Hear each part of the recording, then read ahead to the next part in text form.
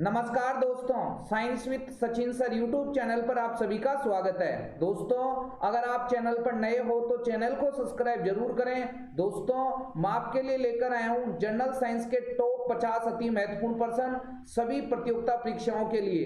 दोस्तों, ये सभी प्रश्न आपकी आने वाली कॉम्पिटिटिव एग्जाम के लिए काफी इंपोर्टेंट है। और दोस्तों, जनरल साइंस में इसी प्रकार के प्रश्न पूछे जाते हैं और इसी लेवल के प्रश्न पूछे जाते हैं। तो जो दोस्त विभिन्न कॉम्पिटिटिव एग्जाम की तैयारी कर रहे हैं, दोस्तों आप सभी को इन प्रश्न को अपनी कॉपी के अंदर लिखना है और बार बार रिवीजन लगाना है। तो देखिए, स्टार्ट करते हैं। काफी धमाकेदार वाले प्रश्न मैं आपके लिए लेके आया हूं। देखिए, फर्स्ट प्रश्न है दोस्तों, एड्स रोग क्या प्रभावित करता है? ऑप्शन देखते हैं, रक्त संचार प्रणाली, तंत्रिका प्रणाली, प्रतिरक्षा प्रणाली, श्वसन प्रणाली। तो दोस्तों, ये सभी प्रश्न मैं आपको बड़ी डिटेल से हल कराने वाला हूं। तो देखिए, सबसे पहले बात करते हैं कि सर एड्स क्या होता है। तो देखिए, एड्स आप सभी स्टूडेंट्स को याद करना है, एड्स की फुल फॉर्म क्या होती है। तो दोस्तों, आपको याद रखना है एक्वायर्ड। देखिए, काफी इंपोर्टेंट बात है, सभी प्रश्न को अपनी कॉपी के अंदर लिखना है। Acquired immune deficiency syndrome. क्या बताया दोस्तों? मैंने आपको बताया कि एड्स की फुल फॉर्म होती है क्या? Acquired immune deficiency syndrome. काफी इंपोर्टेंट बात। दूसरा इंपोर्टेंट बात यह है कि एड्स का रोगजनक क्या होता है। तो दोस्तों, आपको याद रखना है कि एड्स का रोगजनक होता है HIV। ठीक है, क्या कि जो एड्स है एक प्रकार का वायरस जनित रोग है और एड्स का जो वायरस है उसका क्या नाम है? HIV। ठीक है, ये काफी इंपोर्टेंट बात है। तो आपको याद रखना है, जो HIV वायरस है दोस्तों, ये हमारी इम्यून सिस्टम या प्रतिरक्षा प्रणाली को कमजोर बनाता है। काफी इंपोर्टेंट बात है। तो एड्स रोग में शरीर का कौन सा तंत्र प्रभावित होता है? प्रतिरक्षा तंत्र या प्रतिरक्षा प्रणाली। काफी इंपोर्टेंट बात है भाई। तो फर्स्ट का करेक्ट आंसर क्या हो जाएगा? सी हो जाएगा। एक्स्ट्रा इंपोर्टेंट पर्सन जो आपकी कॉम्पिटिटिव एग्जाम में पूछे जाते हैं, क्या? देखिए, एड्स की फुल फॉर्म पूछी जा सकती है एक्वायर्ड इम्यून डेफिशिएंसी सिंड्रोम। ऐसे प्रश्न भी आने लगे कि एड्स में डी का मतलब क्या होता है? डेफिशिएंसी। एड्स में आई का मतलब क्या होता है? इम्यून। ठीक है, और ए का मतलब क्या होता है? एक्वायर्ड। एड्स का रोगजनक क्या होता है? HIV। और विश्व एड्स दिवस कब मनाया जाता है? 1 दिसंबर। ये भी काफी इंपोर्टेंट बात है। और एड्स के लिए परीक्षण किया जाता है, उसका भी आपको नाम पता होना चाहिए, एलिसा। कौन सा परीक्षण? एलिसा परीक्षण। ठीक है, सारे इंपोर्टेंट प्रश्न है। नेक्स्ट इंपोर्टेंट प्रश्न पे चलते हैं। प्रश्न संख्या सेकंड। प्रश्न संख्या सेकंड है, निम्न में से कौन सी सबसे मीठी शर्करा है? ऑप्शन देखते हैं, ग्लूकोज, लैक्टोज, सुक्रोज और फ्रक्टोज। तो दोस्तों, आपको याद रखना है कि सबसे मीठी प्राकृतिक शर्करा कौन सी होती है? फ्रक्टोज होती है। ठीक है, ये काफी इंपोर्टेंट बात है। तो सेकंड का करेक्ट आंसर क्या हो जाएगा? डी हो जाएगा। फ्रक्टोज किस में पाई जाती है? ये फलों में पाई जाती है। तो आपको एग्जाम में पूछा भी जा सकता है कि बताइए फलों वाली शर्करा कौन सी होती है? फ्रक्टोज। आपको एग्जाम में ऐसे भी पूछा जा सकता है कि फ्रूट शुगर कौन सी होती है, तभी हमारा आंसर क्या होगा दोस्तों? फ्रक्टोज होगा। ठीक है, नेक्स्ट इंपोर्टेंट बात क्या है? जो शहद होता है, शहद, ठीक है, शहद के अंदर भी कौन सी शर्करा? फ्रक्टोज शर्करा पाई जाती है। लो जी, अब एक्स्ट्रा इंपोर्टेंट पर्सन दूं तो देखिए, ग्लूकोज को आपको याद रखना है, इसको ब्लड शुगर कहा जाता है। क्या कहा जाता है दोस्तों? Blood sugar. ठीक है, ये काफी इंपोर्टेंट बात है। नेक्स्ट, जो लैक्टोज है इसको कहा जाता है मिल्क शुगर। क्या कहा जाता है दोस्तों? मिल्क शुगर कहा जाता है। एग्जाम में आपको याद रखना है कि मिल्क शुगर कौन सी होती है? लैक्टोज। नेक्स्ट इंपोर्टेंट बात है, गन्ने वाली शर्करा। गन्ने वाली शर्करा, ठीक है, लो जी, गन्ने वाली शर्करा या टेबल शुगर कौन सी होती है? सुक्रोज होती है। ये सारे इंपोर्टेंट पर्सन है दोस्तों। नेक्स्ट इंपोर्टेंट पर्सन पे चलते हैं। पर्सन संख्या थर्ड है। देखिए, ग्रीन हाउस प्रभाव का मुख्य कारण है। ऑप्शन देखते हैं, ऑक्सीजन, अमोनिया, नाइट्रोजन और कार्बन डाइऑक्साइड। तो दोस्तों, आपको याद रखना है, देखिए क्या याद रखना है? ग्रीन हाउस गैसें। ग्रीन हाउस गैसें यहाँ याद रखनी है आपको, काफी इंपोर्टेंट बात है। सारे इंपोर्टेंट प्रश्न, आपका साइंस में एक भी प्रश्न गलत नहीं होगा। दोस्तों, जो दोस्त मेरे चैनल पे नए हैं, आप प्ले लिस्ट में जाके देखो, जो भी आपके कॉम्पिटिटिव एग्जाम में साइंस के प्रश्न आते हैं उन सबके सोर्स वीडियो बने हुए हैं, काफी अच्छे वीडियो, आप जाके देखें जरूर। ठीक है, और इन सभी प्रश्न को अपनी कॉपी के अंदर लिखें। और वीडियो एक बार में समझ में नहीं आता है तो आप वीडियो को बार बार देखें। देखिए, नेक्स्ट, ग्रीन हाउस गैसें कौन कौन सी है? तो आपको याद रखना है, देखिए, एक तो होता है CO2, एक होती है CFC ठीक है, एक होता है CH4 और एक होता है N2O। ये चार आपको याद रखनी है। कौन सी? ये ग्रीन हाउस गैस है, या इनको हरित गृह गैस भी बोला जाता है। क्या बोला जाता है? हरित गृह गैस। ठीक है, ये काफी इंपोर्टेंट बात है। कौन कौन सी? CO2 बोले तो carbon dioxide, CFC chlorofluorocarbon, CH4 methane और N2O नाइट्रस ऑक्साइड। ये सारी गैसें कौन सी है? ग्रीन हाउस गैसें या हरित गृह गैसें। एक इंपॉर्टेंट बात क्या है कि मुख्य ग्रीन हाउस गैस कौन सी होती है? CO2 carbon dioxide. या मुख्य हरित गृह गैस कौन सी होती है? तब भी आंसर क्या होगा? Carbon dioxide. लेकिन मोस्ट इंपोर्टेंट पर्सन यहां से ऐसे भी बन सकता है कि बताइए निम्न में से कौन सी ग्रीन हाउस गैस नहीं है। सर कैसे पूछा जाएगा, एक बार पर्सन बताइएगा। तो पर्सन है, जैसे मान लीजिए आपको पूछेगा निम्न में से कौन सी ग्रीन हाउस गैस नहीं है। एक ऑप्शन दे दिया CFC, एक ऑप्शन दे दिया CH4, एक दे दिया N2O और एक मान लीजिए कुछ भी दे दिया H2S हाइड्रोजन सल्फाइड। तो कौन सी होगी? H2S होगी। लो जी, ऐसे पर्सन भी पूछे जाते हैं। ठीक है, तो ग्रीन हाउस प्रभाव का मुख्य कारण क्या है? Carbon dioxide. ठीक है, ये काफी इंपोर्टेंट बात है। तो थर्ड का करेक्ट आंसर क्या हो जाएगा? डी हो जाएगा। सर ये ग्रीन हाउस प्रभाव क्या होता है? तो दोस्तों सूर्य से जो सूर्य की किरणें आती है वो पृथ्वी से टकराकर वापस अंतरिक्ष में लौट जाती है, लेकिन वायुमंडल के अंदर कुछ ऐसी गैसें हैं जो इन किरणों को आने तो देती है लेकिन जाने नहीं देती है। तो धीरे धीरे पृथ्वी का टेम्परेचर क्या होगा? बढ़ेगा। ठीक है, इसमें सबसे मुख्य जो रोल है वो किसका होता है? कार्बन डाइऑक्साइड का। ये काफी इंपोर्टेंट बात है। ठीक है, नेक्स्ट इंपोर्टेंट पर्सन पे चलते हैं। पर्सन संख्या 4। पर्सन संख्या 4 है दोस्तों, ल्यूकेमिया है। ऑप्शन देखते हैं, रक्त का लगातार बहना, रक्त कैंसर, सफेद दाग, एक हार्मोनल बीमारी। तो दोस्तों ल्यूकेमिया क्या है? एक ब्लड कैंसर का टाइप है, या ब्लड कैंसर को ल्यूकेमिया कहा जाता है। लो जी, तो 4 का करेक्ट आंसर क्या हो जाएगा? बी हो जाएगा। आपको यहाँ ये भी याद रखना है कि कैंसर का अध्ययन क्या कहलाता है। तो दोस्तों आपको याद रखना है कि कैंसर का अध्ययन कहलाता है ओंकोलॉजी। कैंसर का अध्ययन क्या कहलाता है? ओंकोलॉजी। और आपको ये भी याद रखना है कि विश्व कैंसर दिवस कब मनाया जाता है? 4 फरवरी को। विश्व कैंसर दिवस कब मनाया जाता है? 4 फरवरी को। और अगर आपके चोट लग गई है और आपका रक्त लगातार बह रहा है तो आपको 2 पॉसिबिलिटी है, या तो आप में विटामिन के की कमी है, या दूसरी इंपॉर्टेंट बात बता देता हूं, या आपके कौन सा रोग हो सकता है? हीमोफीलिया। लो जी, अब सर पर्सन कैसे पूछेगा? तो पर्सन ऐसे पूछेगा दोस्तों कि ऐसा कौन सा आनुवांशिक रोग है जिसमें रक्त का थक्का नहीं बनता है, रक्त लगातार बहता है, तो वो कौन सा है? हीमोफीलिया। पर्सन ऐसे पूछेगा कि एक व्यक्ति के अंदर चोट लग गई और खून लगातार बह रहा है, तो उसमें कौन से विटामिन की कमी होने की संभावना है? तो क्या बताओगे? विटामिन के। पर्सन कैसे भी पूछे, आपको पर्सन की लैंग्वेज को समझना है। ठीक है, it's okay. Next important person पे चलते हैं। पर्सन संख्या 5। देखिए पर्सन संख्या 5 है, ECG का संबंध निम्न में से किस अंग से है? ऑप्शन देखते हैं, आहार नाल, मस्तिष्क, यकृत और हृदय। तो ECG का संबंध निम्न में से किस अंग से है? देखो दोस्तों सबसे पहले तो आपको ये याद करना है कि सर ये ECG क्या होती है। तो आज से याद कर लेना भाई, किसी का भी पर्सन गलत नहीं होना चाहिए। ठीक है, क्या? इलेक्ट्रोकार्डियोग्राफी। ECG की फुल फॉर्म होती है इलेक्ट्रोकार्डियोग्राफी। लिख देता हूं, आपको याद भी करना है। ECG की फुल फॉर्म होती है इलेक्ट्रोकार्डियोग्राफी। और ये ECG किसके लिए होता है? आपको याद रखना है, ये होता है हृदय या हार्ट या दिल के लिए। ठीक है, तो ECG किसके लिए किया जाता है? हृदय, हार्ट या दिल के लिए। तो बताओ ECG का संबंध निम्न में से किस अंग से है? हृदय से है। तो 5 का करेक्ट आंसर तो क्या आ जाएगा? डी आ जाएगा। अब देखो ऐसी रिपोर्ट आती है ECG, देखना आप। ठीक है, लो जी, ऐसी ECG रिपोर्ट होती है, इसी को बोलते हैं ECG। मिलती है ना, किसी की ECG करते हैं तो ऐसी रिपोर्ट आती है।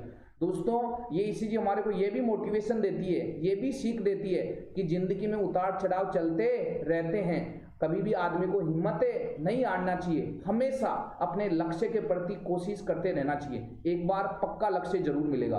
अगर आपके दिलो दिमाग के अंदर केवल और केवल आपका लक्ष्य दिखाई देता है तो लक्ष्य जरूर मिलेगा। ठीक है, तो आपको कभी घबराना नहीं है दोस्तों, अच्छे से मेहनत करते रहना है।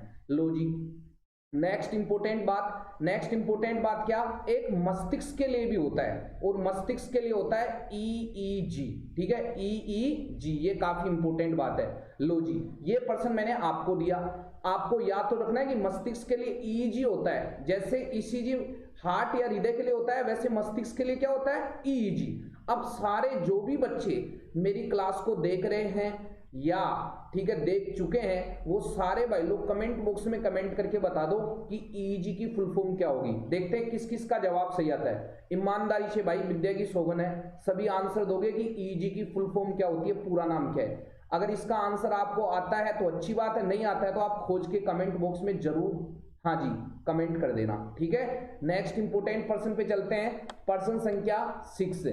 देखिए पर्सन संख्या 6 है, मानव में रुधिर बैंक का कार्य करता है। ऑप्शन देखते हैं, तिल्ली, फेफड़ा, हृदय, यकृत। तो मानव में रुधिर बैंक या ब्लड बैंक का कार्य कौन करता है, ये इंपोर्टेंट बात है, तिल्ली, ठीक है। तिल्ली को क्या बोलते हैं, प्लिया। क्या बोलते हैं, प्लिया। इंग्लिश में क्या बोलते हैं, इसको स्प्लीन बोलते हैं। ये काफी इंपोर्टेंट बात है। मानव में रुधिर बैंक का कार्य, ब्लड बैंक का कार्य कौन करता है, तिल्ली, प्लिया या स्प्लीन, ठीक है। तो 6 का करेक्ट आंसर क्या हो जाएगा, ए हो जाएगा। और आरबीसी का कब्रिस्तान, आरबीसी का कब्रिस्तान भी किससे कहा जाता है दोस्तों, तो आपको याद रखना है कि आरबीसी का कब्रिस्तान भी किसको कहा जाता है, प्लिया या तिल्ली को कहा जाता है। लो जी, धमाकेदार वाले पर्सन है दोस्तों, ठीक है। नेक्स्ट इंपोर्टेंट पर्सन पे चलते हैं। पर्सन संख्या 7। पर्सन संख्या 7 है दोस्तों, मेरा यही उद्देश्य है कि आपकी साइंस को मैं बहुत अच्छी तरीके से तैयार कराऊं, ठीक है। नेक्स्ट इंपोर्टेंट पर्सन है, देखिए चेचक के टीके की खोज किसने की थी। ऑप्शन देखते हैं, Edward Jenner, Robert Koch, Ronaldo Ross, John साल। तो एक इंपोर्टेंट बात है, चेचक के टीके की खोज किस वैज्ञानिक ने की थी, एडवर्ड जेनर ने। काफी इंपोर्टेंट बात है भाई। तो 7 का करेक्ट आंसर क्या हो जाएगा, ए हो जाएगा। और आपको यहां यह भी याद रखना है कि सर्वप्रथम निर्मित टीका कौन सा था, चेचक का टीका। सर्वप्रथम निर्मित टीका कौन सा था दोस्तों, सर्वप्रथम निर्मित टीका कौन सा था, चेचक का टीका। ये काफी इंपोर्टेंट बात है, ठीक है। चेचक का टीका, सबसे पहले बनाया गया टीका कौन सा, चेचक का टीका। दूसरी इंपोर्टेंट बात भाई साहब, सभी को याद रखना है, क्या, हाँ जी, महिला छात्र को भी याद रखना है और पुरुष छात्र को भी याद रखना है। क्या इंपोर्टेंट पर्सन की प्रतिरक्षा का जनक किसे कहा जाता है, फादर ऑफ इम्यूनिटी, प्रतिरक्षा का जनक, ये इंपोर्टेंट पर्सन है, ठीक है। तो पुरुष छात्र और महिला छात्र दोनों याद रखेंगे कि प्रतिरक्षा का जनक किसे कहा जाता है, एडवर्ड जेनर को, ठीक है। ये काफी इंपोर्टेंट बात है। लो जी, प्रतिरक्षा का जनक एडवर्ड जेनर को। और आपको ये भी याद रखना है, ये जो चेचक है ये एक प्रकार का वायरस या विषाणु जनित रोग है। वायरस या कैसा रोग है, विषाणु जनित रोग है। लो जी, नेक्स्ट इंपोर्टेंट पर्सन पे चलते हैं। पर्सन संख्या 8। देखिए पर्सन संख्या 8 है दोस्तों, काफी इंपोर्टेंट पर्सन। हाँ जी, पर्सन संख्या 8 है, स्वाइन फ्लू वायरस का नाम क्या है। ऑप्शन देखते हैं, H5N1, H1N1, H2N2, N2H1। तो स्वाइन फ्लू वायरस का नाम क्या है, H1N1। काफी इंपोर्टेंट बात। तो 8 का करेक्ट आंसर क्या हो जाएगा, बी हो जाएगा। कई बच्चे यहाँ कंफ्यूज होते हैं, सर H5N1 किसका है, तो लाला तेरे को याद रखना है, H5N1 किसका है, यह है बर्ड फ्लू का। किसका है, बर्ड फ्लू का, या जिसको अपन क्या बोलते हैं, रानी खेत। ये भी एक वायरस के द्वारा होने वाला रोग है, लेकिन इसके वायरस का नाम क्या है, H5N1, जबकि स्वाइन फ्लू के वायरस का नाम क्या है, H1N1। सर ये स्वाइन फ्लू किसके द्वारा, नाम से ये वायरस के द्वारा होता है, श्वसन तंत्र को प्रभावित करता है। लो जी, नेक्स्ट इंपोर्टेंट पर्सन पे चलते हैं। पर्सन संख्या 9। पर्सन संख्या 9 है, लोहे की कमी से कौन सा रोग होता है। ऑप्शन देखते हैं, एनीमिया, टाइफाइड, जवर और डेंगू। तो लोहे की कमी से कौन सा रोग होता है, काफी इंपोर्टेंट पर्सन, एनीमिया, ठीक है। ये काफी इंपोर्टेंट बात है। लो जी, तो 9 का करेक्ट आंसर क्या हो जाएगा, ए हो जाएगा। और इंपोर्टेंट बात क्या है, हाँ जी, पालक के अंदर आयरन की मात्रा क्या होती है, सबसे ज्यादा होती है। पालक के अंदर आयरन की मात्रा सबसे ज्यादा होती है। तो जिन लोगों में खून की कमी होती है, जो महिला छात्र है उनमें खून की थोड़ी कमी ज्यादा रहती है, ठीक है। तो पालक खाया करो भाई, जच्चा के दबा के, ठीक है। ग्रीन वेजिटेबल आप जितना ज्यादा यूज करोगे उतना ही ज्यादा आपके अंदर खून की कमी नहीं रहेगी। ये काफी इंपोर्टेंट बात है, ठीक है। तो महिला छात्र है वो ज्यादा ध्यान दे। नेक्स्ट इंपोर्टेंट बात क्या, नेक्स्ट इंपोर्टेंट बात क्या है सर, ये टाइफाइड किसके द्वारा होता है? तो बताओ भाई फटाफट, टाइफाइड किसके द्वारा होता है? पढ़ाया हुआ है सब आपको, ठीक है। तो टाइफाइड किसके द्वारा होता है सबको पता है, जीवाणु या बैक्टीरिया के द्वारा, जीवाणु या बैक्टीरिया के द्वारा, ठीक है। ये काफी इंपोर्टेंट बात है। सर ये बैक्टीरिया कहां से लिए? अरे लाला, जीवाणु को इंग्लिश में क्या बोलते हैं? बैक्टीरिया बोलते हैं, ठीक है। जवर, जवर का मतलब आप बुखार मान लो, ठीक है। तो ये बुखार एक प्रकार का वायरस है, जैसे बोलते हैं ना वायरल हो गया मेरे, तो ये जवर एक वायरस के, डेंगू भी वायरस के द्वारा होता है, ठीक है। लो जी, धमाकेदार वाले पर्सन है सारे। नेक्स्ट इंपोर्टेंट पर्सन पे चलते हैं, पर्सन संख्या 10। पर्सन संख्या 10 है, पीलिया किस अंग को प्रभावित करता है? ऑप्शन देखते हैं, हृदय, मस्तिष्क, लीवर, इनमें से कोई नहीं। तो पीलिया रोग शरीर के किस अंग को प्रभावित करता है? काफी इंपोर्टेंट बात, लीवर या यकृत को, ठीक है। पीलिया रोग में लीवर या यकृत सर्वाधिक प्रभावित होती है। लो जी, तो 10 का करेक्ट आंसर क्या हो जाएगा? सी हो जाएगा। नेक्स्ट इंपोर्टेंट पर्सन पे चलते हैं, पर्सन संख्या 11। देखिए पर्सन संख्या 11 है, काफी धमाकेदार वाला पर्सन। निम्नलिखित में से कौन सा संक्रमित रोग है? पर्सन हमारे को यह पूछना चाह रहा है कि कौन सा संक्रामक रोग है। और संक्रामक या संक्रमित रोग का मतलब होता है ऐसे रोग जो एक व्यक्ति से दूसरे व्यक्ति में फैलते हैं। जैसे मान लीजिए ये गोलू है और ये मोलू है, ठीक है। तो अगर कोई रोग गोलू के हो रहा है, अगर वो मोलू में फैल जाता है और मोलू वाला रोग गोलू में फैल जाता है, तो ऐसे रोगों को बोला जाता है संक्रमित रोग या संक्रामक रोग या कम्युनिकेबल डिजीज, ठीक है। और जो रोग एक व्यक्ति से दूसरे व्यक्ति में नहीं फैलते, जैसे मान लीजिए गोलू के कुछ रोग हो रखा है, वो मोलू में नहीं फैल रहा, और मोलू का जो रोग है वो गोलू में नहीं फैल रहा, तो वो असंक्रामक रोग है, नॉन कम्युनिकेबल डिजीज है, ठीक है। लो जी, तो बताइए कौन सा आंसर होगा? फर्स्ट इसका ऑप्शन है रेबीज, सेकंड है उच्च रक्तचाप, blood high blood pressure, high BP जिसको बोला जाता है, एक मधुमेह जिसे आप डायबिटीज बोलते हो, एक कैंसर, ठीक है। तो बताइए कौन सा संक्रमित या संक्रामक रोग है? सबको पता है कौन सा? रेबीज रोग, ठीक है, जो संक्रमित कुत्ते, बिल्ली, बंदर आदि के काटने से फैलता है। तो 11वीं का करेक्ट आंसर क्या हो जाएगा? ए हो जाएगा। सर ये उच्च रक्तचाप, हाई ब्लड प्रेशर या हाई बीपी, दोस्तों ये संक्रामक रोग नहीं है, क्योंकि कई लोगों का बीपी बहुत हाई होता है, तो उसके साथ बैठने से, खाना खाने से कभी भी आपका बीपी हाई नहीं होगा, ठीक है। ऐसे तो माहौल बन जाएगा चारों तरफ। लो जी, नेक्स्ट है डायबिटीज। डायबिटीज भी, किसी भी डायबिटीज वाले पेशेंट के साथ बैठोगे, खाना खाओगे, उसके यूज किए हुए कपड़े यूज करोगे, तो उससे कभी भी डायबिटीज नहीं होगा, ठीक है। नेक्स्ट है कैंसर। कैंसर भी एक ऐसा ही रोग है, क्या?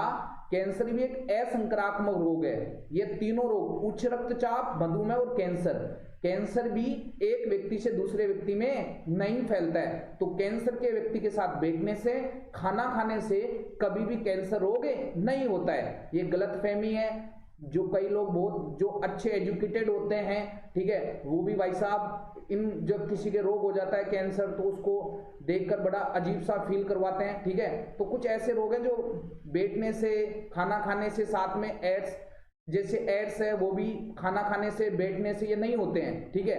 तो ऐसे अगर कोई पेशेंट है असंक्रामक रोग से ग्रसित है, तो आप उनको मोटिवेशन करें, ना कि उनका मनोबल आप गिराएं, ठीक है। क्योंकि एक शिक्षित आदमी का एक सबसे प्यारा कैरेक्टर यही होता है कि वो लोगों को उनका मनोबल नहीं गिराएं, ठीक है। आप उसको मोटिवेट करें कि देख ऐसा नहीं है, ऐसा ठीक हो जाएगा, प्रॉपर इलाज लें, तो ये काफी इंपॉर्टेंट बात है, ठीक है। नेक्स्ट इंपॉर्टेंट बात पे चलते हैं। नेक्स्ट इंपोर्टेंट हमारा जो पर्सन है, देखिए ब्लूटूथ तकनीक प्रयुक्त होती है। ऑप्शन देखते हैं, लैंडलाइन मोबाइल्स, लैंडलाइन फोन से मोबाइल फोन पर संचार हेतु, नेक्स्ट है यंत्रों के मध्य वायरलेस संचार हेतु, नेक्स्ट है केवल मोबाइल फोन पर सिग्नल प्रसारण हेतु, नेक्स्ट है सैटेलाइट टेलीविजन संचार हेतु। अच्छा प्रश्न है भाई, बताइए ब्लूटूथ तकनीक प्रयुक्त होती है यंत्रों के मध्य वायरलेस संचार हेतु, काफी इंपोर्टेंट प्रश्न। तो 12वीं का करेक्ट आंसर क्या हो जाएगा?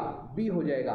किसी को नहीं समझ में आया तो पर्सन दोबारा से रीड कर लीजिएगा, ठीक है। नेक्स्ट इंपोर्टेंट पर्सन पे चलते हैं, पर्सन संख्या 13। देखिए पर्सन संख्या 13 है, धमाकेदार वाले पर्सन है भाई, ठीक है। पर्सन संख्या 13 है, एंट अमीबा स्टोलिटिका नामक परजीवी मानव शरीर के निम्नलिखित में से किस अंग में पाया जाता है? ऑप्शन देखते हैं, यकृत में, आंत में, फेफड़ों में और विरकों में। तो देखो दोस्तों, आपको याद रखना है, जो एंट अमीबा हिस्टोलिटिका नामक परजीवी है, ये मानव शरीर के निम्नलिखित में से किस अंग में पाया जाता है? काफी इंपोर्टेंट बात बताइए।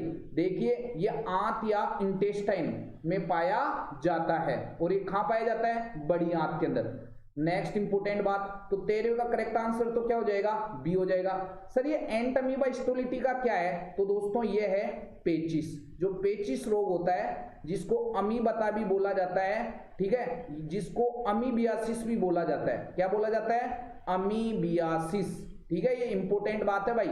लो जी, नेक्स्ट इंपोर्टेंट बात क्या? सर ये पेचिस किसके द्वारा होता है? तो दोस्तों ये प्रोटोजोआ के द्वारा होता है, और ये प्रोटोजोआ ही है कौन? एंट अमीबा हिस्टोलिटिका, जो क्या करता है? पेचिस रोग करता है। सर पेचिस रोग में होता क्या है? तो दोस्तों ये दूषित जल और दूषित भोजन के सेवन करने से फैलता है, और इसके अंदर आंतों में ऐंठन स्टार्ट हो जाती है, ठीक है, और ग्रसित व्यक्ति के मल के साथ क्या आता है? खून आता है। ये काफी इंपोर्टेंट बात है। तो जो एंट अमीबा हिस्टोलिटिका नामक परजीवी है, ये किस अंग में पाया जाता है? आंत के अंदर पाया जाता है। सारे प्रश्न याद करने, एक भी प्रश्न आपका गलत नहीं होने दूंगा साइंस के अंदर। नेक्स्ट इंपोर्टेंट प्रश्न पे चलते हैं, प्रश्न संख्या 14। देखिए प्रश्न संख्या 14 है, वायरस जनित रोगों का समूह है। ऑप्शन देखते हैं, पोलियो व डेंगू, हिपेटाइटिस व टाइफाइड, रेबीज व टिटेनस, कसरा व हेजा। तो बताइए इसका आंसर क्या होगा? बहुत अच्छा प्रश्न है। देखिए वायरस जनित रोगों का समूह है। देखिए पोलियो व डेंगू, पोलियो एक कौन सा रोग है? हाँ जी, काफी इंपोर्टेंट बात है भाई, पोलियो और डेंगू। देखिए पोलियो व डेंगू ये दोनों वायरस के द्वारा होने वाले रोग हैं। पोलियो भी वायरस के द्वारा और डेंगू भी वायरस के द्वारा। हिपेटाइटिस, लेकिन मैं पूरा बताऊंगा। देखो ये वायरस के द्वारा होता है, हिपेटाइटिस ये वायरस के द्वारा होता है, ठीक है, लेकिन जो टाइफाइड ये किसके द्वारा होता है? जीवाणु के द्वारा होता है। लो जी, तो ये ऑप्शन तो कैंसिल ही हो गया, सेकंड वाला तो। रेबीज, ठीक है, ये रेबीज वायरस के द्वारा होता है, सही बात है बिल्कुल, ठीक है, लेकिन टिटेनस किसके द्वारा होता है? जीवाणु के द्वारा होता है। लो जी, तो सी ऑप्शन भी कैंसिल हो गया। कसरा ये वायरस के द्वारा होता है। लो जी, लेकिन हेजा किसके द्वारा होता है? जीवाणु के द्वारा होता है। लो जी, तो डी ऑप्शन भी क्या हो गया? कैंसिल। तो कौन सा आंसर सही आया? फर्स्ट वाला, पोलियो व डेंगू, ये दोनों वायरस जनित रोगों के क्या है? समूह है। तो 14 का करेक्ट आंसर क्या हो जाएगा? ए हो जाएगा। जिन बच्चों के पास, जिन स्टूडेंट के पास, जो पुरुष छात्र हैं, महिला छात्र हैं, सबके पास अगर मेरे नोट्स हैं तो आप अच्छे से पढ़ो और फिर इन प्रश्नों को सोल्व करो। सारे प्रश्न सोल्व होंगे और मजा भी आएगा आपको, ठीक है। नेक्स्ट इंपोर्टेंट प्रश्न पे चलते हैं, प्रश्न संख्या 15। प्रश्न संख्या 15 है, निम्न में से किस रोग का वाहक मच्छर नहीं है? ऑप्शन देखते हैं, मलेरिया, टाइफाइड, डेंगू, फीलपाम। काफी इंपोर्टेंट बात है भाई, क्या निम्न में से किस रोग का वाहक मच्छर नहीं है? बहुत इंपोर्टेंट प्रश्न, अच्छे लेवल का प्रश्न, ठीक है। तो देखो, क्या मलेरिया जो रोग होता है ये भी एक मादा एनाफ्लीज मच्छर के काटने से फैलता है। किस मच्छर के? मादा एनाफ्लीज मच्छर के काटने से फैलता है। लो जी, नेक्स्ट है डेंगू, ये भी मादा एडीज एजिप्टाई, मादा एडीज एजिप्टाई मच्छर के काटने से फैलता है। सारे इंपोर्टेंट प्रश्न भाई, मादा एडीज एजिप्टाई मच्छर के काटने से फैलता है। कौन सा रोग? डेंगू। ये फीलपाव, जिसको हाथी पांव भी बोला जाता है, ये एडीज या क्यूलेक्स मच्छर के काटने से फैलता है। एडीज या क्यूलेक्स मच्छर के काटने से फैलता है। अगर आपको पहले याद नहीं थे तो याद कर लेना भाई, बहुत इंपोर्टेंट बात है। क्या कि मलेरिया रोग मादा एनाफ्लीज मच्छर के काटने से फैलता है, डेंगू रोग मादा एडीज एजिप्टाई मच्छर के काटने से फैलता है, जो फीलपाव है, हाथी पांव जिसको बोला जाता है, ये एडीज या क्यूलेक्स मच्छर के काटने से फैलता है। जबकि टाइफाइड है, ये दूषित जल और दूषित भोजन के द्वारा फैलता है। इस रोग का कोई वाहक मच्छर नहीं है, ठीक है। तो 15 का करेक्ट आंसर क्या हो जाएगा? बी हो जाएगा। सारे इंपोर्टेंट प्रश्न। लो जी, नेक्स्ट इंपोर्टेंट प्रश्न पे चलते हैं, प्रश्न संख्या है 16। प्रश्न संख्या 16 है, निफ जीन का क्या कार्य है? ऑप्शन देखते हैं, पादपों में वृद्धि, पुष्पन में सहायक, नाइट्रोजन स्थिरीकरण और जड़ों में वृद्धि। तो निफ जीन का क्या कार्य है? नाइट्रोजन स्थिरीकरण। काफी अच्छा प्रश्न, ठीक है। तो 16वें का करेक्ट आंसर क्या हो जाएगा? सी हो जाएगा। याद कर लेना भाई, काफी इंपोर्टेंट बात है, ठीक है। नेक्स्ट इंपोर्टेंट प्रश्न पे चलते हैं, प्रश्न संख्या 17। प्रश्न संख्या 17 है, भारत में प्रथम प्रकनली शिशु का जन्म किस वर्ष में हुआ? ऑप्शन देखते हैं 1986, 1997, 1980 और 1999। तो दोस्तों आपको याद रखना है कि भारत में प्रथम प्रकनली शिशु का जन्म किस वर्ष में हुआ था? 1986 के अंदर। तो 17वें का करेक्ट आंसर क्या हो जाएगा? ए हो जाएगा। और भारत की प्रथम प्रकनली शिशु का नाम क्या था? हर्षा। क्या नाम था दोस्तों? हर्षा। और विश्व की प्रथम प्रकनली शिशु का नाम क्या था? Louis Joy Brown. याद कर लेना भाई, लुईस जॉय ब्राउन। सारे पर्सन याद करने भाई। क्या बताइए? भारत की प्रथम प्रकनली शिशु का नाम क्या था? हर्षा। और विश्व की प्रथम प्रकनली शिशु का नाम क्या था? Louis Joy Brown. ठीक है, लो जी। नेक्स्ट इंपोर्टेंट पर्सन पे चलते हैं। पर्सन संख्या 18। देखिए पर्सन संख्या 18 है, किस वैज्ञानिक ने क्लोनिंग के द्वारा डोली बेड को जन्म दिया? ऑप्शन देखते हैं, doctor Ian robot, doctor H Khurana, doctor L N Berg, doctor Ian Wilmut. काफी इंपोर्टेंट बात है, बिलमुट नहीं है, बिलमुट है, वैसे बकरी वाला बिलमुट। लो जी, तो किस वैज्ञानिक ने क्लोनिंग के द्वारा डोली बेड को जन्म दिया? Doctor Ian Wilmut. ठीक है, काफी इंपोर्टेंट बात। तो 18वें का करेक्ट आंसर क्या हो जाएगा? डी हो जाएगा। धमाकेदार वाली बात है भाई। नेक्स्ट इंपोर्टेंट पर्सन पे चलते हैं। पर्सन संख्या 19। पर्सन संख्या 19 है, धमाकेदार वाले पर्सन दोस्तों। 1 ग्राम वसा से कितनी किलो कैलोरी ऊर्जा की प्राप्ति होती है? ऑप्शन देखते हैं, 9.3 kilo calorie, 4.10 kilo calorie, 5.15 kilo calorie और 6.30 किलो कैलोरी।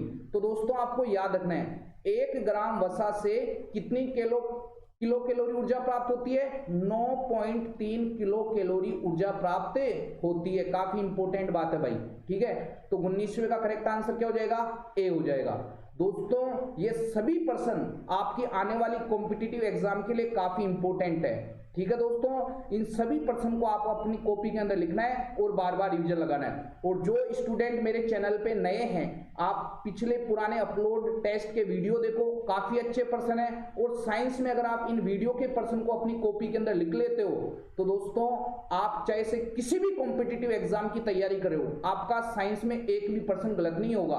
किसी से नोट्स लेने की आवश्यकता नहीं है, किसी से पर्सन मांगने की जरूरत नहीं है। जो भी मैं वीडियो अपलोड करता जाऊं, इन सभी वीडियो के पर्सन को आप अपनी कॉपी के अंदर लिखो और बार बार रिवीजन लगाओ। ठीक है, नेक्स्ट इंपोर्टेंट पर्सन पे चलते हैं। पर्सन संख्या 20।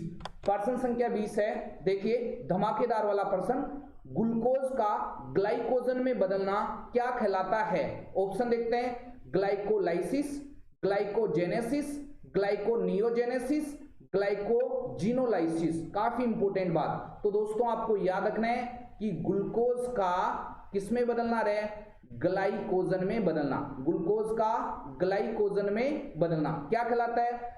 ग्लाइकोजेनेसिस। क्या कहलाता है? लिख देता हूं, अलग से याद भी कर लेना, ग्लाइकोजेनेसिस। ठीक है, ये काफी इंपोर्टेंट बात है, ग्लाइकोजेनेसिस। लो जी, धमाकेदार वाला पर्सन। ठीक है, तो 20वें का करेक्ट आंसर क्या हो जाएगा? बी हो जाएगा। नेक्स्ट इंपोर्टेंट पर्सन पे चलते हैं। पर्सन संख्या 21। धमाकेदार वाला पर्सन भाई, शानदार वाला पर्सन। ट्रिप्सिनोजन को ट्रिप्सिन में बदलने वाला एंजाइम है। ऑप्शन है HCl, एंट्रोकाइनेज, पेप्सिन और गैस्ट्रीन। धमाकेदार वाला पर्सन है भाई साहब। ठीक है, तो दोस्तों आपको याद रखना है कि ट्रिप्सिनोजन को किसमें बदलने वाला?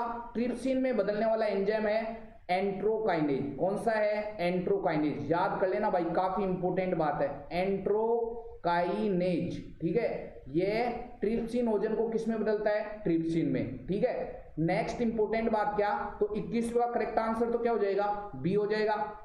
अब सर हमारे को एक इंपोर्टेंट बात बताओ, ये ट्रिप्सिन एंजाइम कहाँ होता है?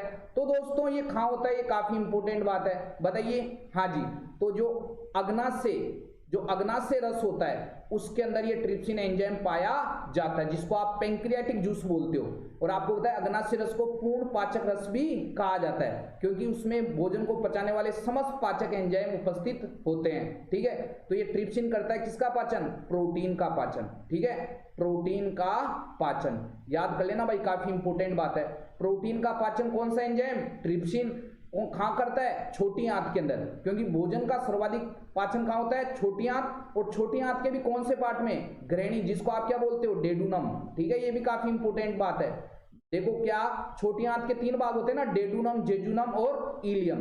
तो जो ग्रैनी या डेडुनम होता है इसके अंदर भोजन का सर्वाधिक पाचन होता है। कई जो पुरुष छात्र और महिला छात्र है उनको केवल इतना याद रहता है कि भोजन का सर्वाधिक पाचन कहाँ होता है, छोटी आंत में होता है। दोस्तों अगर छोटी आंत ऑप्शन में नहीं आएगा तो फिर तो ठंड हो जाएगी ना, ठीक है। तो ये भी याद रखना है कि ग्रैनी या डेडुनम के अंदर आपको पता है ये छोटी आंत का ही भाग होता है और इसके अंदर भोजन का सर्वाधिक पाचन होता है। और ये भी याद रखना है, देखो एक पेप्सिन एंजाइम भी होता है, ये पाया जाता है किसमें, अमाशय के अंदर पाया जाता है। और ये भी किसका पाचन करता है, ये भी प्रोटीन का पाचन करता है। तो अमाशय के अंदर तो प्रोटीन का पाचन पेप्सिन, और छोटी आंत के अंदर कौन सा, ट्रिप्सिन। और ट्रिप्सिन ओजन को ट्रिप्सिन में बदलने वाला एंजाइम कौन सा है, एंट्रोकाइनेज। सारे प्रश्न याद करने। नेक्स्ट इंपोर्टेंट प्रश्न पे चलते हैं। प्रश्न संख्या देखिए काफी धमाकेदार वाले प्रश्न है। प्रश्न संख्या 22। प्रश्न संख्या 22 है, पित्त का निर्माण किसमें होता है। ऑप्शन देखते हैं, यकृत, वृक्क, हृदय, फेफड़े। बताइए पित्त का निर्माण किसमें होता है। तो दोस्तों आपको याद रखना है कि पित्त, जिसको आप इंग्लिश में क्या बोलते हो, बाइल जूस। कुछ इंग्लिश टर्म भी याद रखें साइंस के अंदर, ठीक है, क्योंकि इंग्लिश टर्म भी आने लग गई आजकल, ठीक है। तो बाइल जूस या पित्तरस का निर्माण शरीर का कौन सा अंग करता है, यकृत या लीवर। काफी इंपोर्टेंट बात है, ठीक है। तो 22वें का करेक्ट आंसर क्या हो जाएगा, ए हो जाएगा। और आपको यह भी याद रखना है कि जो पित्तरस है, बाइल जूस है, इसका पीएच मान कितना होता है, 7.5 से 8.5, ठीक है। 7.5 से 8.5 जो कि कैसा होता है, हल्का सारी होता है। याद करना है भाई, इंपोर्टेंट बात है, ठीक है। नेक्स्ट, लीवर एक ही होता है। कई जो पुरुष छात्र, महिला छात्र, उनको यही नहीं पता होता है कि लीवर कितने, 1 जोड़ी, 2 जोड़ी, 4 जोड़ी, अपने श्रद्धानुसार बता देते हैं। लीवर सबके अंदर एक ही होता है भाई। और वृक्क, जिसको किडनी, ये कितनी होती है, 1 जोड़ी, मतलब 2 होती है। हृदय सब में एक ही होता है, ठीक है। फेफड़े कितने होते हैं, 1 जोड़ी होता है। लो जी, सबको याद होना चाहिए, ठीक है। बता दिया हूं आपकी बेसिक जानकारी के लिए। नेक्स्ट इंपोर्टेंट प्रश्न पे चलते हैं। प्रश्न संख्या 23। प्रश्न संख्या 23 है, ये भी धमाकेदार वाला प्रश्न है। प्रोटीन की कमी से होने वाला रोग है। ऑप्शन देखते हैं, रिकेट्स, स्कर्वी, क्वाशियोकोर और इनमें से कोई नहीं। धमाकेदार वाला प्रश्न है भाई। देखिए बताइए प्रोटीन की कमी से होने वाला रोग कौन सा है। तो आपको याद रखना है कौन सा है, क्वाशियोकोर, ठीक है। लो जी, तो 23वें का करेक्ट आंसर क्या हो जाएगा, सी हो जाएगा। एक और याद कर लेना, एक होता है मेरास्मस। ये दोनों रोग प्रोटीन की कमी से होते हैं और बहुत बार विभिन्न कॉम्पिटिटिव एग्जाम के अंदर पूछे गए हैं कि क्वाशियोकोर और मरास्मस, ये दोनों रोग प्रोटीन की कमी से होने वाले रोग हैं। याद कर लेना भाई, इंपोर्टेंट बात है। सर ये भी बता दो तो फिर कि जो रिकेट्स रोग है ये कौन से विटामिन की कमी से होता है, ये विटामिन डी की कमी से होता है रिकेट्स रोग। स्कर्वी ये विटामिन सी की कमी से होता है, ठीक है। ये भी याद करना है भाई। लो जी, नेक्स्ट इंपोर्टेंट प्रश्न पे चलते हैं। प्रश्न संख्या 24। प्रश्न संख्या 24 है, हे फीवर। हे फीवर का कारण है। ऑप्शन देखते हैं, अच्छा प्रश्न है भाई, स्टार लगा सकते हैं आप, ठीक है। हे फीवर का कारण है जीवाणु, वायरस, एलर्जी और कवक। तो हे फीवर का कारण क्या है, एलर्जी, ठीक है। ये काफी इंपोर्टेंट प्रश्न है भाई। हे फीवर क्या होता है, ये आप इसके बारे में मैं आपको डिटेल से बताने वाला हूं आगे नेक्स्ट वीडियो के अंदर, ठीक है। तो हे फीवर का कारण क्या है, एलर्जी। ये इंपोर्टेंट बात है। तो 24वें का करेक्ट आंसर क्या हो जाएगा, सी हो जाएगा। नेक्स्ट इंपोर्टेंट प्रश्न पे चलते हैं। प्रश्न संख्या 25। देखिए प्रश्न संख्या 25 है, धमाकेदार वाले प्रश्न है भाई। दाद या रिंगवर्म का कारण है। ऑप्शन देखते हैं, कवक, जीवाणु, वायरस और प्रोटोजोआ। तो दाद या रिंगवर्म का कारण क्या है, कवक या फंजाई या फंगस, एक ही बात है, ठीक है। तो दाद का कारण है कवक। लो जी, तो 25वें का करेक्ट आंसर क्या हो जाएगा, ए हो जाएगा। सारे प्रश्न याद करने, धमाकेदार वाले प्रश्न है दोस्तों, ठीक है। और अगर आपको क्लास अच्छी लगे ना तो इस क्लास को ज्यादा से ज्यादा शेयर कर देना। और जो भी मेरे प्यारे स्टूडेंट हैं, जुड़े हुए हैं, अगर आपको क्लास अच्छी लगे, ठीक है, तो कोई बच्चा साइंस के अंदर कमजोर है तो उसके पास भी ये वीडियो पहुंचा दे। दोस्तों उद्देश्य यही है कि ज्यादा से ज्यादा स्टूडेंट के पास ये वीडियो जाना चाहिए जिससे उनका भी भला हो सके, ठीक है। नेक्स्ट इंपोर्टेंट प्रश्न पे चलते हैं। देखिए प्रश्न संख्या 26। देखिए प्रश्न संख्या 26 है, निम्न में से कौन सा आनुवांशिक रोग है। ऑप्शन देखते हैं, मलेरिया, टाइफाइड, तपेदिक और थैलीसीमिया। लो जी, धमाकेदार वाला प्रश्न है, ठीक है। निम्न में से कौन सा आनुवांशिक या जन्मजात रोग है। लो जी, अब मैं डिटेल से बताना वाला हूं। देखो जो मलेरिया है वो तो प्रोटोजोआ के कारण होता है भाई, ठीक है। प्रोटोजोआ सूक्ष्म जीव के कारण होता है, याद रखना है। टाइफाइड ये तो जीवाणु या बैक्टीरिया सूक्ष्म जीव के कारण होता है। लो जी नेक्स्ट, सर ये तपेदिक किसके कारण होता है? तो दोस्तों आपको याद रखना है, जो तपेदिक होता है ये भी जीवाणु या बैक्टीरिया के द्वारा होता है। लो जी, अब इंपॉर्टेंट बात क्या है, ये सर थैलीसीमिया, दोस्तों यहाँ जो थैलीसीमिया रोग है ये एक प्रकार का आनुवांशिक या जन्मजात रोग है। तो 26वें का करेक्ट आंसर क्या हो जाएगा? डी हो जाएगा। धमाकेदार वाला प्रश्न है भाई, ठीक है। नेक्स्ट इंपोर्टेंट प्रश्न पे चलते हैं, प्रश्न संख्या 27। प्रश्न संख्या 27 है, एल्जाइमर रोग किस अंग से संबंधित है? ऑप्शन देखते हैं, मस्तिष्क, हृदय, यकृत और रक्त। तो एल्जाइमर रोग किस अंग से संबंधित है? काफी इंपोर्टेंट बात, बताइए मस्तिष्क या ब्रेन से, ठीक है। भूलने की बीमारी बोलते हैं एल्जाइमर को, ठीक है। तो 27वें का करेक्ट आंसर क्या है? ए है। अब कई डिप्रेशन में आ जाएंगे कि सर हम साइंस याद करते हैं भूल जाते हैं, कुछ समझ में ही नहीं आता, ठीक है। तो भाई साहब आपके एल्जाइमर नहीं है, आप इंटरेस्ट नहीं ले रहे हो, काफी इंपोर्टेंट बात है। एल्जाइमर का मतलब आपका माहौल ज्यादा ही खराब हो जाएगा, कुछ भी याद नहीं रहेगा, ठीक है। तो साइंस तो याद होती है ना, पिछला जो 26% आपको हल करा दिए वो सबको याद है, ठीक है। तो एल्जाइमर का मतलब होता है भूलने की बीमारी, ठीक है। सर हमारे भी हम याद करते हैं भूल जाते हैं, तो लाला लिख लिख के याद कर भाई। एक भी आपको जो भी नोट्स लिखा दिए, ठीक है, जो भी प्रश्न मैं वीडियो में हल करा रहा हूं, आप सभी इन प्रश्नों को अपनी कॉपी के अंदर लिखो और बार बार रिवीजन लगो, सारे प्रश्न याद हो जाएंगे। एल्जाइमर की बीमारी नहीं होगी आपके, ठीक है। तो 27 एल्जाइमर का मतलब होता है भूलने की बीमारी, और ये मस्तिष्क से, क्योंकि सर मस्तिष्क से कैसे भाई? याद रखने का कार्य ब्रेन का ही तो है, हृदय थोड़ी ना करेगा, ठीक है। काफी इंपोर्टेंट बात है। लो जी नेक्स्ट इंपोर्टेंट प्रश्न पे चलते हैं, प्रश्न संख्या 28। प्रश्न संख्या 28 है, स्कर्वी रोग किस विटामिन की कमी से होता है? ऑप्शन देखते हैं, vitamin A, vitamin B, vitamin C और विटामिन डी। तो दोस्तों आपको याद रखना है, जो स्कर्वी रोग है ये किस विटामिन की कमी से होता है? तो दोस्तों आपको याद रखना है, जो स्कर्वी रोग होता है ये विटामिन सी की कमी से होता है। लो जी, तो इंपोर्टेंट बात है, तो 28वें का करेक्ट आंसर क्या हो जाएगा? सी हो जाएगा। और इंपोर्टेंट बात क्या है कि स्कर्वी रोग में शरीर का कौन सा अंग प्रभावित होता है? तो आपको याद रखना है कि स्कर्वी रोग में दांत और मसूड़े, ठीक है, दांत व मसूड़ों के अंदर खून आता है। तो स्कर्वी रोग में शरीर का कौन सा अंग प्रभावित होता है? दांत और मसूड़े। काफी इंपोर्टेंट बात है। लो जी, और ये किस विटामिन की कमी से? विटामिन सी की कमी से। विटामिन डी की कमी से कौन से रोग होते हैं सर? तो याद रखना है, एक तो याद रखना है रिकेट्स, ठीक है, और एक है आपको याद रखना है कौन सा? ऑस्ट्रियोमलेशिया। दोनों रोग याद रखने भाई, सारे पर्सन याद करने हैं, समझ में आई बात? हाँ जी, तो एक तो रिकेट्स हो गया और एक ऑस्ट्रियोमलेशिया हो गया, ठीक है। ये विटामिन डी की कमी से होता है। विटामिन बी की कमी से कौन सा रोग होता है? बेरी। लो जी, काफी इंपोर्टेंट बात। और विटामिन ए की कमी से आपको याद रखना है, विटामिन ए की कमी से कौन सा रोग होता है? विटामिन ए की कमी से कौन सा रोग होता है? काफी इंपोर्टेंट बात, बता दीजिए फटाफट, कमेंट बॉक्स में कमेंट कर दीजिए। रतौंधी, मैं बता देता हूं आपको, ठीक है। जो रतौंधी रोग होता है ये किसकी कमी से? ये विटामिन ए की कमी से होता है। सारे प्रश्न याद करा दिए भाई।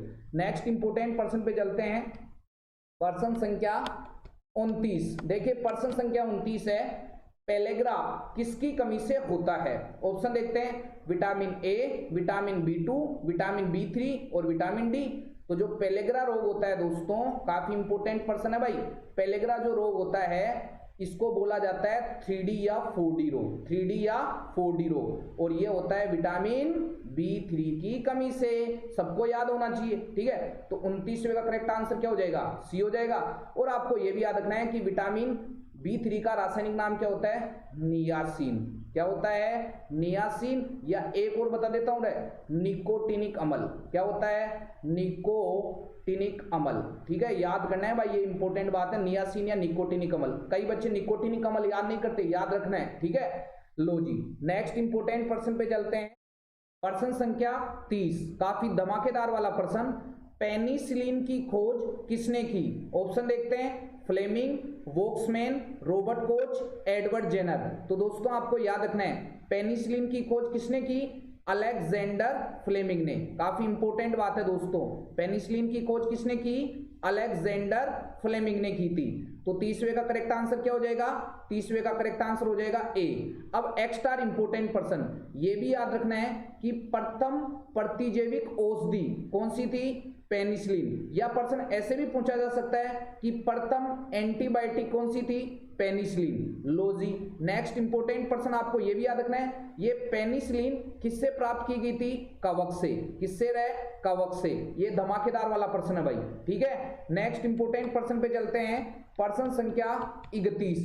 प्रश्न संख्या 31 है, विश्व स्वास्थ्य दिवस कब मनाया जाता है। ऑप्शन देखते हैं, 7 जुलाई, 11 जुलाई, 7 अप्रैल, 1 मई।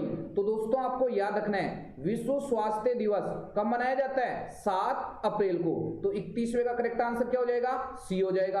अब कुछ एक्स्ट्रा इंपोर्टेंट पर्सन, इंपोर्टेंट दिवस जो भी आपको याद रखने, वो जनरल साइंस में काफी बार पूछे जाते हैं। जैसे कि आपको पूछे कि बताइए अंतर्राष्ट्रीय ओजोन दिवस कब मनाया जाता है, तो याद रखना है अंतर्राष्ट्रीय ओजोन दिवस कब मनाया जाता है, 16 सितंबर को।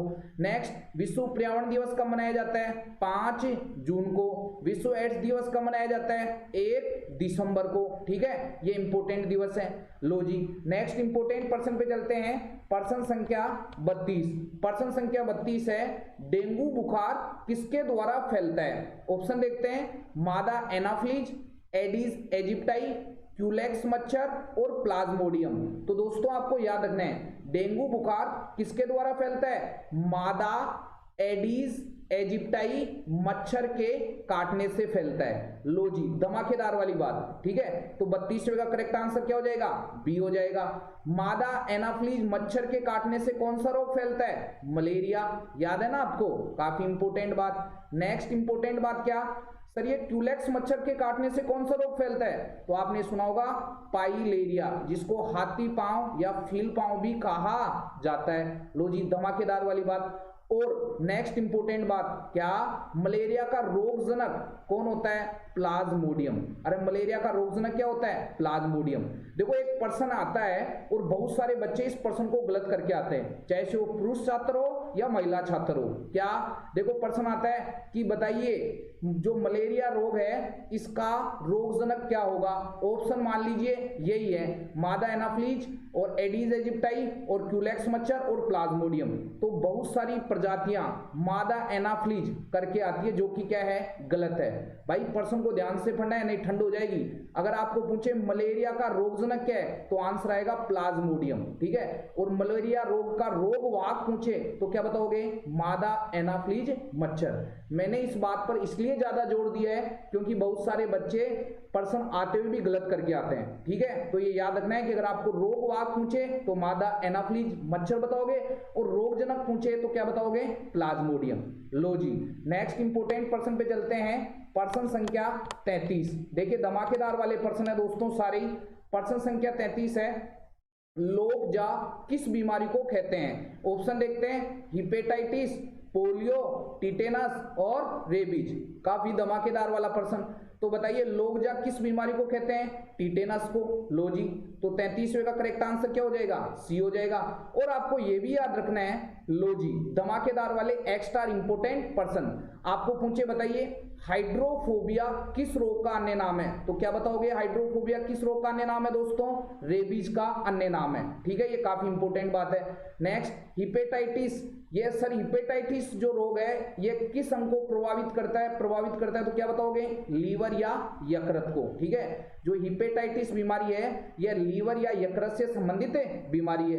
जो पोलियो है इसमें तंत्रिका तंत्र, नर्व सिस्टम प्रभावित होता है, तंत्रिका तंत्र प्रभावित होता है, ठीक है। लो जी, काफी धमाकेदार वाले पर्सन है। नेक्स्ट इंपोर्टेंट पर्सन पे चलते हैं, पर्सन संख्या 34, धमाकेदार वाले पर्सन संख्या 34 है, भोजन विषाक्तता, फूड पॉइजनिंग का क्या कारण है। ऑप्शन देखते हैं, Mycobacterium leprae, Salmonella typhi, E coli और क्लोस्ट्रिडियम बोटुलिनम। धमाकेदार वाला पर्सन है, आप इसकी स्टार लगा सकते हो दोस्तों, ये काफी इंपोर्टेंट पर्सन है। तो फूड पॉइजनिंग का क्या कारण है, क्लोस्ट्रिडियम बोटुलिनम। धमाकेदार वाला बात है, क्लोस्ट्रिडियम बोटुलिनम इस जीवाणु या बैक्टीरिया के द्वारा फूड पॉइजनिंग होती है, ये इंपोर्टेंट बात है। तो 34वें का करेक्ट आंसर क्या हो जाएगा, डी हो जाएगा। और आपको यहाँ ये भी बात याद रखनी है दोस्तों, क्या कि यह एक अवायवीय जीवाणु होता है, अवायवीय जीवाणु या बैक्टीरिया होता है, ठीक है। इसको जीवित रहने के लिए ऑक्सीजन की जरूरत नहीं होती है। अब बात करते हैं एक्स्ट्रा इंपोर्टेंट पर्सन, जैसे टाइफाइड का रोगजनक क्या होता है, साल्मोनेला टाइफी, ठीक है। टाइफाइड का रोगजनक क्या होता है, साल्मोनेला टाइफी। नेक्स्ट है जो कुष्ठ रोग होता है, कुष्ठ रोग होता है जिसको अपन लेप्रोसी भी बोला जाता है। क्या बोला जाता है दोस्तों, जिसको हम लेप्रोसी भी कहते हैं। कुष्ठ रोग का रोगजनक क्या होता है, माइकोबैक्टीरियम लेप्री। और ये इकोलाई जीवाणु, ये तो हमारी आंत में पाया जाता है। समझ में आई बात। धमाकेदार वाले प्रश्न है, एक भी प्रश्न आपका गलत नहीं होने दूंगा। जो भी प्रश्न मैं करा रहा हूं आज, जो 50 प्रश्न मैं आपको हल करा रहा हूं, सभी को अपनी कॉपी के अंदर लिखना और बार बार रिवीजन लगाना है। चलते हैं नेक्स्ट प्रश्न पे। प्रश्न संख्या देखिए, प्रश्न संख्या 35। प्रश्न संख्या 35 है मेमोग्राफी है। क्या है मेमोग्राफी, चेस्ट का सीटी स्कैन, स्तन कैंसर का अध्ययन, स्तन एक्सरे, इनमें से कोई नहीं। तो दोस्तों अच्छा प्रश्न है। मेमोग्राफी क्या है, स्तन एक्सरे। जो स्तन एक्सरे होते हैं, मेमरी ग्लैंड के जो एक्सरे होते हैं, उन्हीं को क्या कहा जाता है, मेमोग्राफी, ठीक है। तो 35वें का करेक्ट आंसर क्या हो जाएगा, सी हो जाएगा। लो जी, धमाकेदार वाला प्रश्न। नेक्स्ट इंपोर्टेंट प्रश्न पे चलते हैं। प्रश्न संख्या 36। देखिए प्रश्न संख्या 36 है ब्लू बेबी सिंड्रोम का कारण है। ऑप्शन देखते हैं, पीने के पानी में आर्सेनिक की अधिकता, पीने के पानी में नाइट्रेट की अधिकता, भोजन में लोहे की कमी, शरीर में कैल्शियम की कमी। बताइए ब्लू बेबी सिंड्रोम का कारण क्या है। तो दोस्तों आपको याद रखना है, ब्लू बेबी सिंड्रोम का कारण क्या है, पीने के पानी में नाइट्रेट की अधिकता अगर हो जाएगी तो कौन सा रोग हो जाएगा, ब्लू बेबी सिंड्रोम, ठीक है। लो जी, तो 36वें का करेक्ट आंसर क्या हो जाएगा, बी हो जाएगा। नेक्स्ट देखिए, ये भी प्रश्न पूछा जाता है कि अगर भोजन में लोहे की कमी हो जाएगी तो कौन सा रोग हो जाएगा, एनीमिया हो जाएगा। एक प्रश्न और पूछा जाता है कि पीने के पानी में अगर पारा या मरकरी की अधिकता हो जाती है, पारा या मरकरी की अधिकता हो जाती है तो कौन सा रोग होता है, मिनी माता रोग होता है। कौन सा रोग होता है, मिनी माता रोग होता है। ये धमाकेदार वाले प्रश्न है दोस्तों सारे ही, ठीक है। लो जी, नेक्स्ट इंपोर्टेंट प्रश्न पे चलते हैं।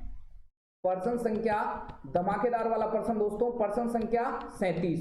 प्रश्न संख्या 37 है एड्स वायरस में होता है, क्या होता है, एकल सूत्रीय डीएनए, द्विसूत्री डीएनए, एकल सूत्री आरएनए और द्विसूत्री आरएनए। तो दोस्तों आपको याद रखना है एड्स वायरस कौन सा होता है, पहले तो HIV, human immune deficiency virus, ठीक है। और इस HIV के अंदर किस प्रकार का आरएनए होता है, एकल सूत्री आरएनए, ठीक है। ये अच्छा प्रश्न है, याद करना है भाई, बहुत सारे बच्चे कंफ्यूज होते हैं। तो 37वें का करेक्ट आंसर क्या हो जाएगा, 37वें का करेक्ट आंसर हो जाएगा सी।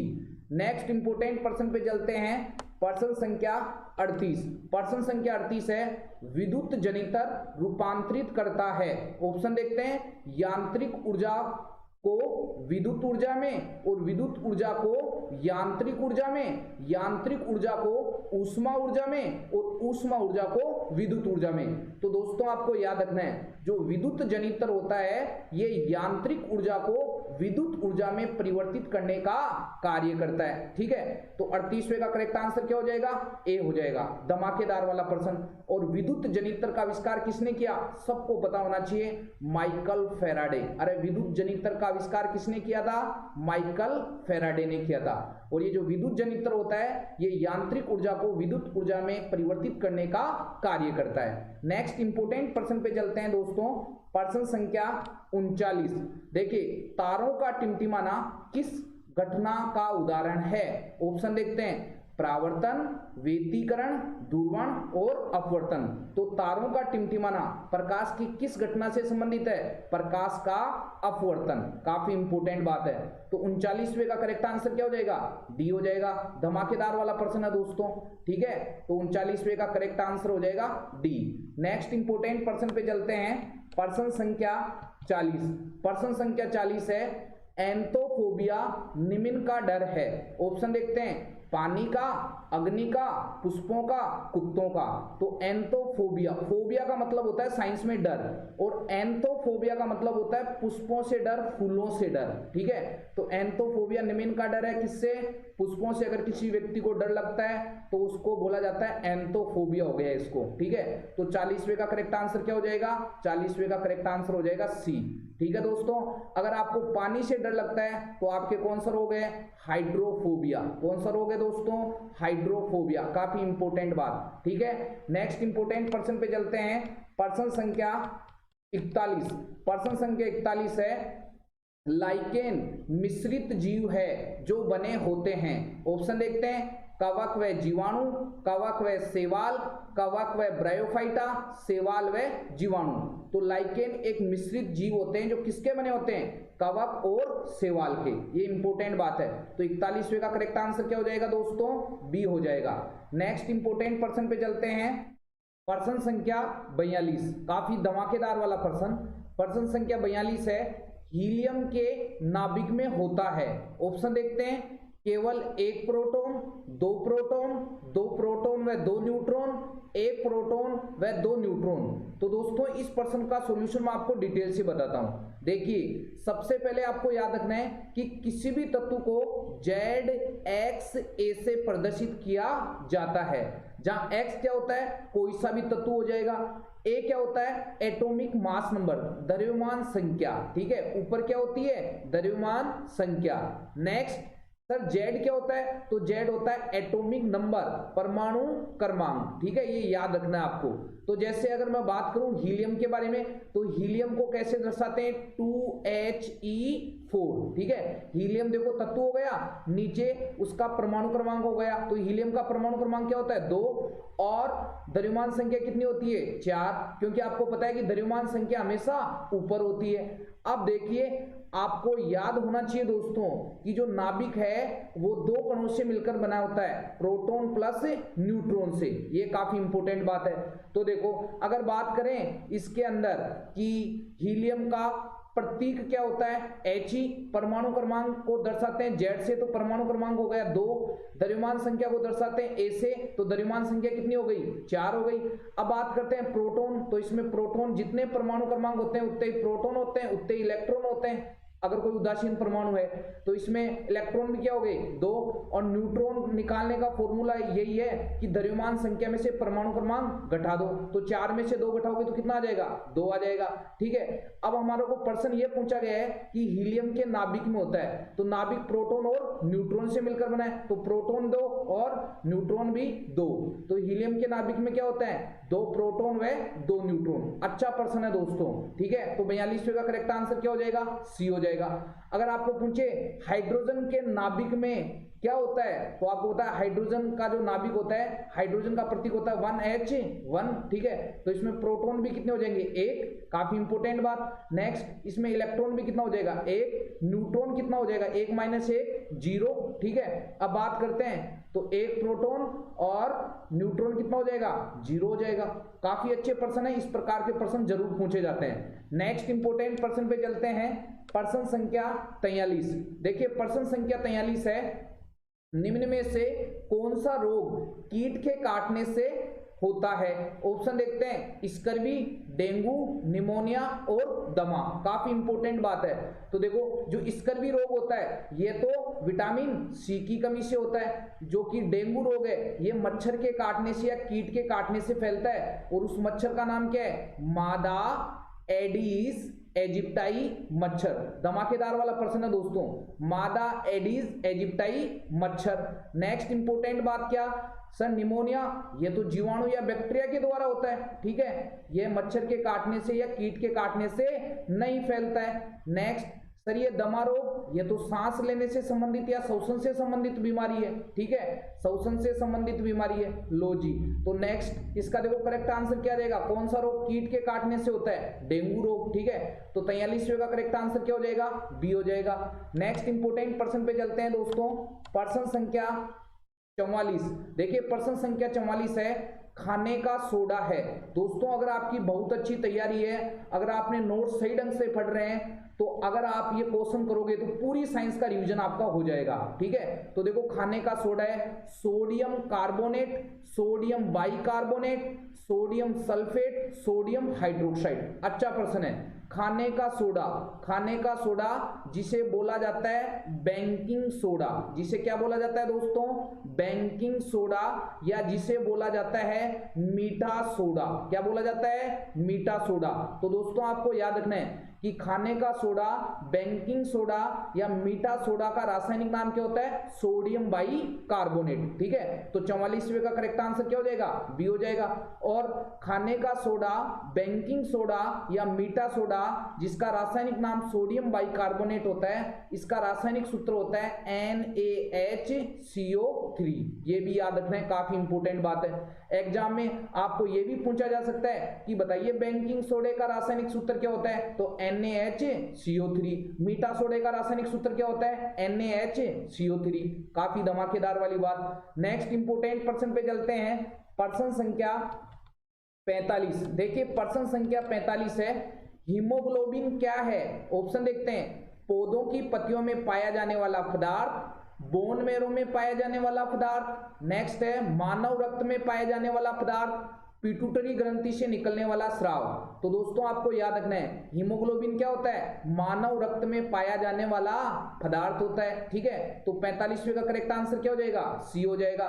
ठीक है, और आपको यह भी याद रखना है, हीमोग्लोबिन क्या होता है, रक्त वर्णक होता है, ब्लड पिगमेंट होता है। इस रक्त का जो लाल रंग होता है वो किसके कारण होता है, हीमोग्लोबिन के कारण ही होता है। एक्स्ट्रा इंपोर्टेंट पर्सन क्या, ये जो हीमोग्लोबिन होता है मेरे प्यारे दोस्तों, हीमोग्लोबिन होता है ये किसमें पाया जाता है, आरबीसी के अंदर। किसमें होता है, RBC, red blood corpus, red blood cells, लाल रक्त कणिकाएं। ये काफी इंपोर्टेंट बात है। ठीक है, लो जी नेक्स्ट इंपोर्टेंट पर्सन पे चलते हैं, प्रश्न संख्या 46।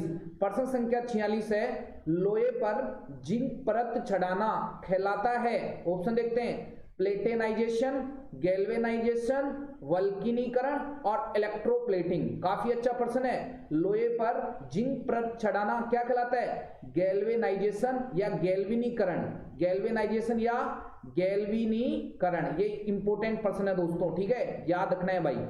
तो 46वें का करेक्ट आंसर क्या हो जाएगा, बी हो जाएगा। नेक्स्ट इंपोर्टेंट प्रश्न पे चलते हैं, प्रश्न संख्या 47। देखिए प्रश्न संख्या 47 है दोस्तों, तड़ित चालक का आविष्कार किसके द्वारा किया गया। ऑप्शन देखते हैं, न्यूटन, बेंजामिन फ्रैंकलिन, मैक्सवेल और ग्राहम बेल। तो तड़ित चालक का आविष्कार किसके द्वारा किया गया, बेंजामिन फ्रैंकलिन। तो 47वें का करेक्ट आंसर क्या हो जाएगा, बी हो जाएगा। नेक्स्ट इंपोर्टेंट प्रश्न पे चलते हैं, प्रश्न संख्या 48। देखिए प्रश्न संख्या 48 है, काली वस्तु काली दिखाई देती है क्योंकि वह काला रंग परावर्तित करती है, सभी रंग परावर्तित करती है, काला रंग अवशोषित, शेष परावर्तित करती है, सभी रंग अवशोषित करती है। तो दोस्तों एक धमाकेदार वाली ट्रिक बता रहा हूं। देखिए जब कभी किसी वस्तु पर प्रकाश गिरता है तो वह कुछ रंग को क्या करती है, जब प्रकाश किसी वस्तु पर गिरता है तो वह वस्तु प्रकाश के कुछ भाग को अवशोषित, कुछ भाग को संचित और कुछ भाग को क्या करती है, परावर्तित करती है। अगर किसी वस्तु पर पड़ने वाले संपूर्ण प्रकाश को, ध्यान से समझना भाई, अगर किसी वस्तु पर पड़ने वाले संपूर्ण प्रकाश को अगर वस्तु अवशोषित कर लेती है, किसी भी रंग को परावर्तित नहीं करती है, तो वह वस्तु हमें किस रंग की दिखाई देगी, काले रंग की दिखाई देगी। अगर किसी वस्तु पर पड़ने वाले संपूर्ण प्रकाश को वस्तु क्या कर दी है, परावर्तित कर देती है, किसी भी रंग को अवशोषित नहीं करती है, तो वस्तु हमारे को किस रंग की दिखाई देगी, सफेद रंग की दिखाई देगी। तो काली वस्तु काली इसलिए दिखाई देती है क्योंकि वह प्रकाश के सभी रंगों को क्या कर लेती है, अवशोषित कर लेती है। काफी धमाकेदार वाली बात है। तो 48वें का करेक्ट आंसर क्या हो जाएगा, डी हो जाएगा। एक लॉजिक और बता देता हूं रे, क्या, जैसे गर्मियों के अंदर काले कपड़े नहीं पहनना चाहिए क्योंकि जो काले कपड़े हैं उनसे गर्मी ज्यादा लगती है, क्योंकि काले रंग की वस्तु प्रकाश के सभी रंगों को क्या कर लेती है, अवशोषित कर लेती है। इसलिए गर्मियों के अंदर काले कपड़ा पहनना मतलब ज्यादा गर्मी लगना। ठीक है, ये इंपॉर्टेंट बात है। और सफेद रंग के जब आप गर्मियों के अंदर कपड़े पहनोगे तो आपको कम गर्मी लगेगी। ठीक है, लो जी नेक्स्ट इंपॉर्टेंट प्रश्न पे चलते हैं, प्रश्न संख्या 49। प्रश्न संख्या 49 है, मरग मरीचिका निम्न में से किसका उदाहरण है? ऑप्शन देखते हैं, परावर्तन, अपवर्तन, पूर्ण आंतरिक परावर्तन और ध्रुवण। तो मरग मरीचिका निम्न में से किसका उदाहरण है? पूर्ण आंतरिक परावर्तन। ये इंपोर्टेंट प्रश्न है। मरग मरीचिका एक प्रकाश की पूर्ण आंतरिक परावर्तन घटना पर आधारित क्या है? मरग मरीचिका। देखो, मरग मरीचिका मतलब होता है रेगिस्तान में जो लोग रहते हैं उनको पानी का भ्रम होता है, एक्चुअल में पानी नहीं होता है, ठीक है। तो ये प्रकाश की किस घटना से संबंधित है? पूर्ण आंतरिक परावर्तन से। तो 49वें का करेक्ट आंसर क्या हो जाएगा? सी हो जाएगा। नेक्स्ट और लास्ट इंपोर्टेंट प्रश्न पे चलते हैं दोस्तों। हाँ जी, देखिए, कोविड-19 निम्न में से क्या है? ऑप्शन देखते हैं, कोरोना वायरस के लिए एक अद्यतन टीका, नेक्स्ट है कोरोना वायरस की दवा, कोरोना वायरस एक महामारी, 2019 में होने वाले सभी रोग। तो बताइए क्या है? कोविड-19 क्या है? तो आपको याद रखना है कोरोना वायरस की एक महामारी, ठीक है। तो 50वें का करेक्ट आंसर क्या हो जाएगा? सी हो जाएगा। अब एक धमाकेदार वाला प्रश्न पूछता हूं भाई, फटाफट ये बताओ, ये कोविड है ना, कोविड-19, इसकी फुल फॉर्म क्या होती है? देखते हैं किस किस का जवाब सही आता है। ये अच्छा प्रश्न है भाई साहब, ठीक है। इस बार एग्जाम में पूछा जा सकता है कि कोविड-19 की फुल फॉर्म क्या है। तो सभी भाई लोगों को कमेंट बॉक्स में कमेंट करना है। तो दोस्तों, आज मैंने इस वीडियो में आपको हल कराया जनरल साइंस के टॉप 50 अति महत्वपूर्ण प्रश्न।